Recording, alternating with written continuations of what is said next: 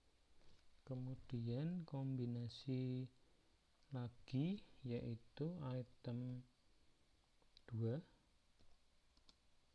kombinasi dengan item 3 kombinasi dengan item 4. Kemudian kombinasi yang lain kita coba lihat dulu apakah ada atau enggak ini ya.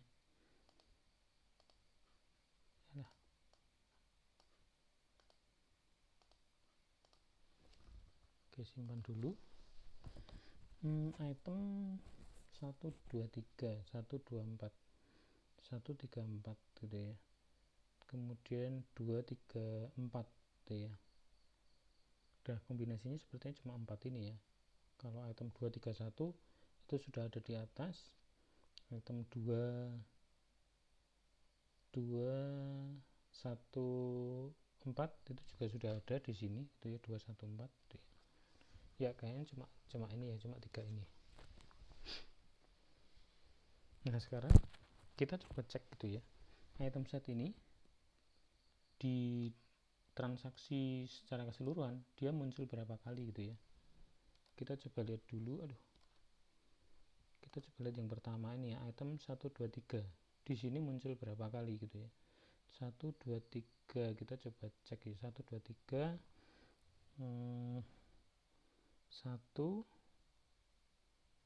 2 3 1 2 3 muncul 3 kali, terus 1 2 4 kita coba cek ya, dia muncul berapa kali. 1 2 4 di sini nggak ada, sini nggak ada. 1 2 4 muncul di sini dan di sini ya, 1 2 4 ini muncul di sini, dia muncul 2 kali berarti 2 kali. Terus 1 3 4 ini muncul berapa kali ini ya, 2 3 4 1 2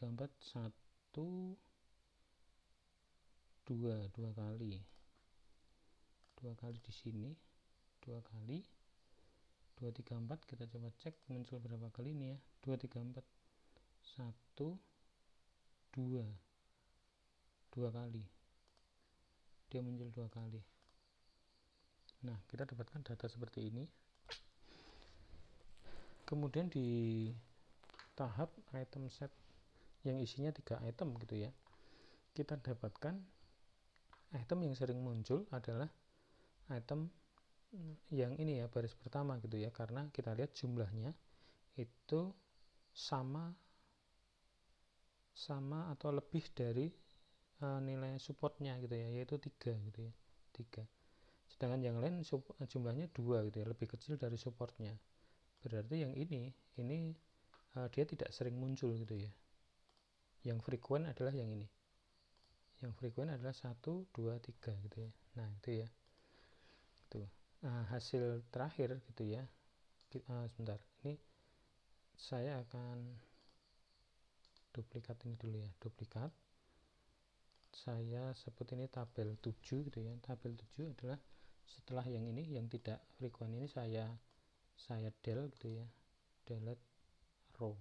Nah gitu ya, kita dapatkan tabel terakhir, kita dapatkan seperti ini. Nah dari sini gitu ya, untuk ke tahap selanjutnya, ke tahap item set yang isinya 4 item itu sudah tidak bisa gitu ya, karena ini kita lihat nih, itemnya cuma 1 2 3 gitu ya, 1 2 3 ini sudah, kalau kita kombinasikan lagi sudah tidak bisa gitu ya, karena kombinasi apa lagi gitu ya, kombinasinya ya cuma ini gitu ya, cuma satu ini gitu ya. Nah kalau sudah tidak bisa dikombinasi lagi untuk menuju ke tahap berikutnya yang item setnya join di dalamnya, kalau dalam contoh kasus ini 4 item gitu ya, itu sudah tidak bisa.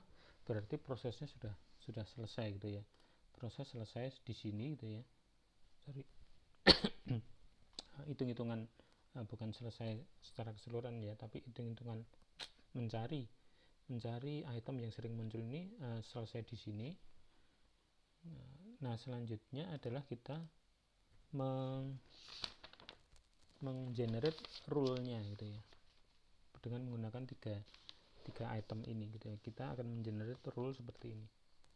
Oke, saya akan buat di slide baru,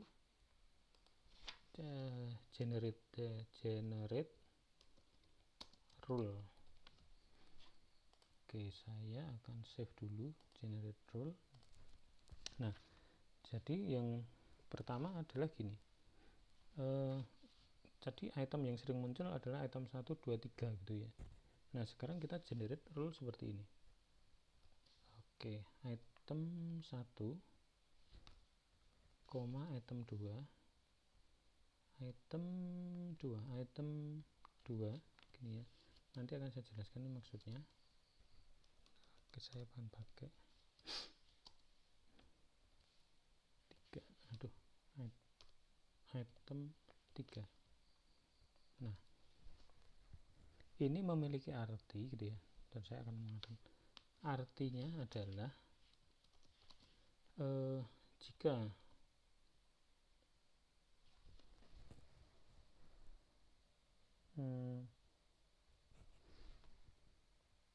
artinya adalah jika item 1 dan item 2 dibeli, berapa peluang gitu ya, peluang item 3 juga ikut dibeli gitu ya. Artinya seperti itu gitu. Saya akan mencari kata-kata yang tepat dulu ya untuk pernyataan itu ya.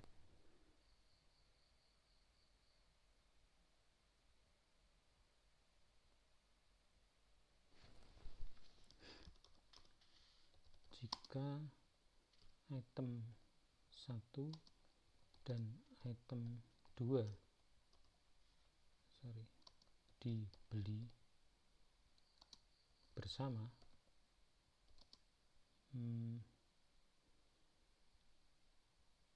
berapa gitu ya, berapa kemungkinan item 3 juga ikut dibeli gitu ya. Apakah gini ya, saya beri, apakah item 3 ikut dibeli gitu ya. Nah, untuk menjawab pertanyaan ini itu ya, maka jadi item 1, item 2, item 3 itu sudah pasti supportnya di atas 50% gitu ya, karena sudah sampai pada tahap ini gitu ya. Secara individual supportnya di atas 50% gitu ya. Nah, yang belum kita cari adalah nilai confidence-nya gitu ya. Confidence-nya adalah support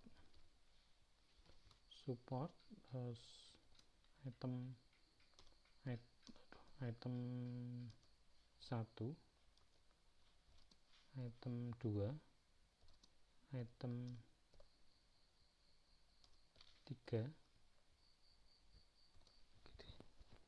dibagi dengan support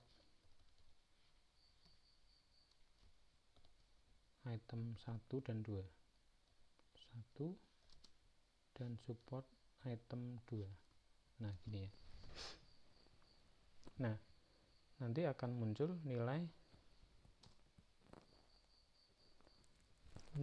confidence-nya gitu ya. Nah, confidence-nya berapa? Confidence-nya adalah ini ya, support item 1, item 2, item 3, ini bukan minus ya, ini artinya item 1, 2, item 1, item 2, item 3. Supportnya berapa? Nah, ini maksudnya adalah item 1, 2, 3 ini muncul berapa kali gitu ya. Ini sudah kita dapatkan nilainya di sini gitu ya. Item 1, 2, 3 ini munculnya 3 kali. Muncul 3 kali berarti di sini kalau kita lanjutkan di sini 3 dibagi dengan support dari item 1, item 2. Item 1, item 2 ini munculnya berapa kali? Kita coba lihat ya, 1 dan 2 ya. Nah, 1 dan 2 ada di sini ya, 4 gitu ya. 4. Terus kita bagi 4 gitu ya. Maka confidence-nya adalah confidence confidence-nya adalah 3/4 itu adalah 75%, gitu ya, 75%. Nah tadi di awal kita sebutkan bahwa supportnya 50%, confidence-nya adalah 60%, gitu ya, minimal 60%. Nah kalau di sini 75%, gitu ya, itu artinya bahwa dia sudah memenuhi syarat dari confident tadi di atas 60%, gitu ya. Itu artinya bahwa jika produk item 1 dan item 2 dibeli bersama-sama, maka item 3 itu juga ikut dibeli, gitu ya, dengan probabilitas 75%, gitu ya. Dia juga ikut dibeli, gitu. Nah dengan data ini maka nanti kita bisa mendekatkan, gitu ya, produk item 3 ini mungkin di rak yang sama, gitu ya, dengan produk item 1 dan item 2, gitu ya. Nah itu ya maksudnya ya. Nah, maksud dari confidence, arti realnya itu ya. Sehingga dengan data ini kita bisa menata ini ya, produk apa yang akan kita display, gitu ya, di dalam rak penjualan. Nah ini juga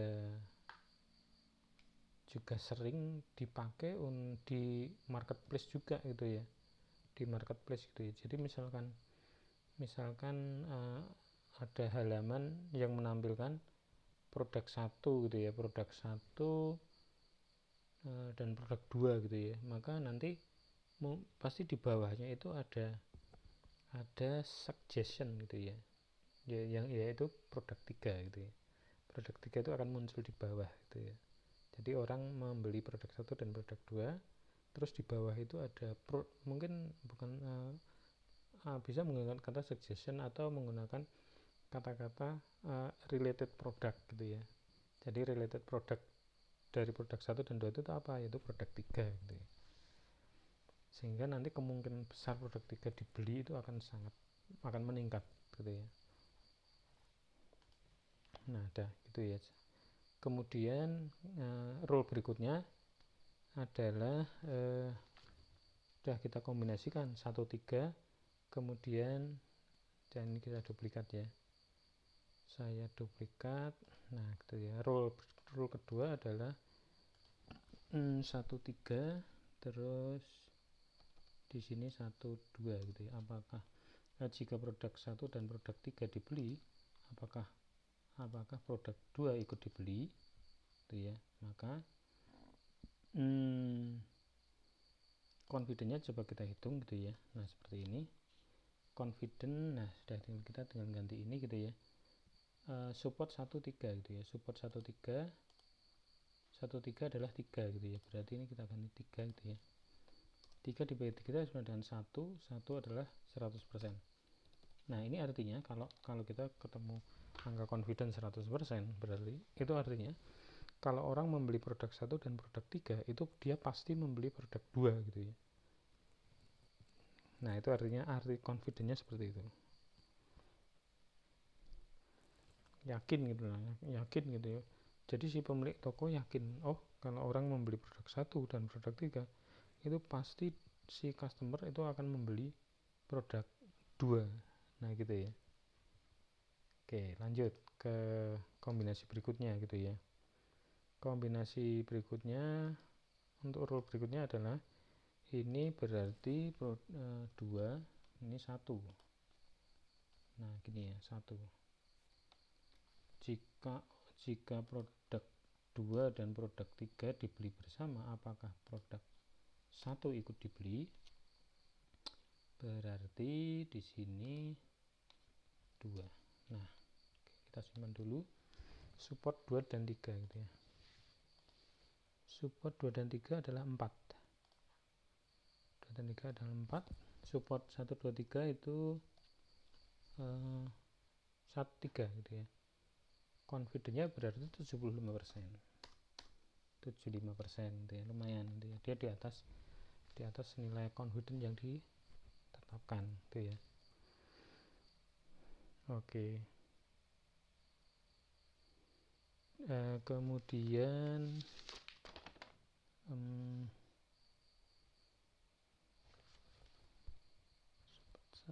kita coba cek dulu ya.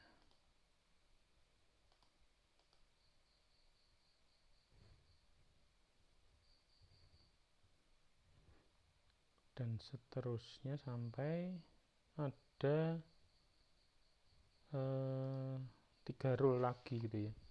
Rule berikutnya adalah gini. Jika orang membeli produk 1, apakah dia otomatis membeli juga produk 2 dan produk 3 gitu ya. Jika orang membeli produk 1,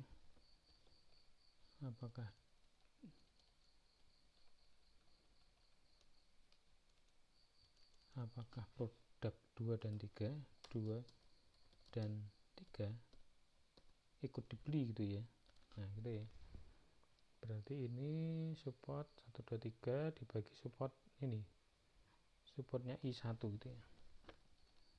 Supportnya I1 adalah I1, supportnya I1 4 gitu ya, 4. Supportnya I1 adalah 4. Oke, 4 ini berarti 75% gitu ya. Jadi ini kemungkinannya cukup besar gitu ya. Jika orang membeli produk 1, apakah dia sekaligus juga akan membeli produk 2 dan 3 gitu ya. Maka kemungkinannya 75%.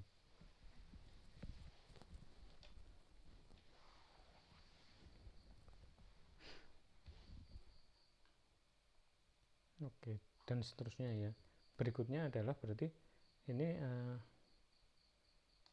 nanti bisa Anda hitung sendiri gitu ya.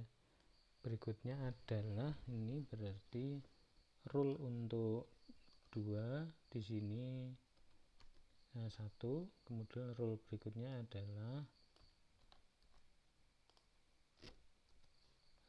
untuk 3 di sini 2. Nah itu ya, hitung-hitungannya sama seperti tadi gitu ya. Udah. Nah ini ya, ini adalah rule-rule yang bisa kita generate gitu ya dari hitung-hitungan di atas tadi gitu ya, hitung-hitungan a priori gitu ya. Nah hitung-hitungannya cukup sederhana seperti itu ya. Nah dari sini kita ketemu rule-nya, rule base gitu ya. Rule dari setelah kita mendapatkan item apa saja yang frequent gitu ya, sering muncul di dalam transaksi, terus kita bisa membuat rule-nya gitu ya. Nah rule-nya ini nanti kita terapkan gitu ya di misalkan di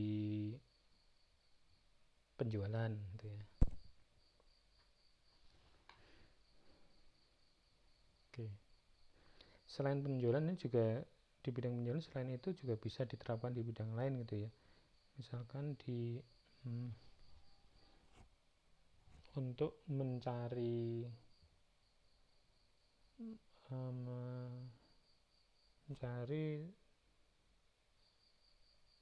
bug gitu ya, bug di software yang sering muncul itu apa gitu ya. Itu juga bisa kita gunakan analisis seperti ini gitu ya. Nah itu kita sebut sebagai a priori gitu ya, a priori. Oke, saya kira cukup sampai di sini ya. Oke, saya tutup. Wassalamualaikum warahmatullahi wabarakatuh.